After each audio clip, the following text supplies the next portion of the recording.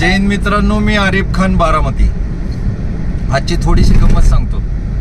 मस्त गंमत आहे, महाराष्ट्र शासनाने केलेली पब्लिक बरोबर। किती मस्त गंमत करते बघा।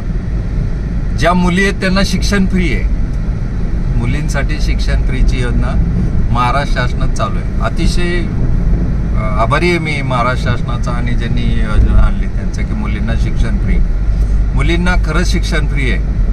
फक्त इमारत निधी 25,000 रुपये द्यावा लागेल, 36,000 रुपये जेवणाचे द्यावे लागतील आणि हॉस्टेलची फी 30-35,000 रुपये द्यावं लागेल। बाकी शिक्षण फ्री आहे बरं का। हा आजचा हिशोब आहे। तर सगळी जी जनता आहे ती खूप हुशार आहे आणि राजकारणी त्यांच्यापेक्षा डबल हुशार आहेत। त्यामुळं ही शिक्षण मुलींसाठी मोफत शिक्षण फ्री जे आहे, काय म्हणते त्याला, शिक्षण फ्रीची स्कीम, मी त्याचं स्वागत करतो। बाकी जो हिशोब सांगेल तो बाजूला ठेवा, है ना।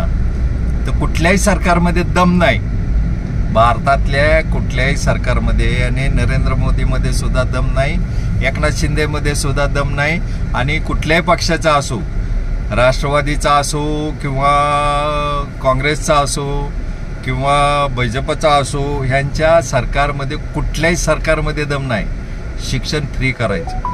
यांच्यात जर दम असेल ना, त्यांनी शिक्षण फ्री करावं, कुठल्याही आरक्षणाची गरज लागणार नाही।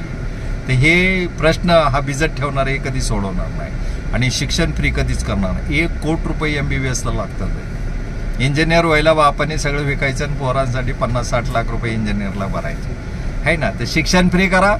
तुमच्यात खरंच दमा असेल कुठल्याही सरकारमध्ये तर शिक्षण फ्री करा, गुन्हेगारी थांबेल, आरक्षणाचा मुद्दा संपेल, है ना। असे धक्के खात चाललेत भारत सरकारचे लोक आणि जनता। भारत सरकार, महाराष्ट्र शासन जेवढे आहे आणि सगळे जेवढे स्टेटचे सरकार आहेत, काँग्रेसचा असो किंवा BJPचा असो किंवा अदर पक्षाचा असो, यांना फक्त लुटायची पद्धत माहिती आहे, बाकी काय नाही।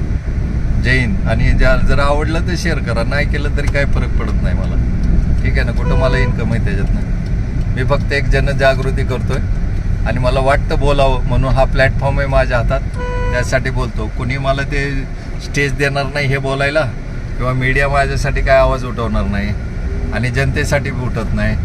देशाचा खून करायला 1 नंबरला राजकारणी आणि 2 नंबरला पत्रकार आहेत सध्या जगामध्ये। काही पत्रकार चांगले पत्रकार सुद्धा आहेत, तर त्यांच्यामुळे इथून आपलं भारत वाचलाय। नाही तर खून करण्यात नथुराम गोडसे नंतर राजकारणी आणि 1 नंबरला राजकारणी देशाचा खून करायला महात्मा गांधीचा खून नथुराम गोडसेने केला, त्याच्यानंतर भारताचा खून राजकारणी करतायत, रोज कापतायत धरून।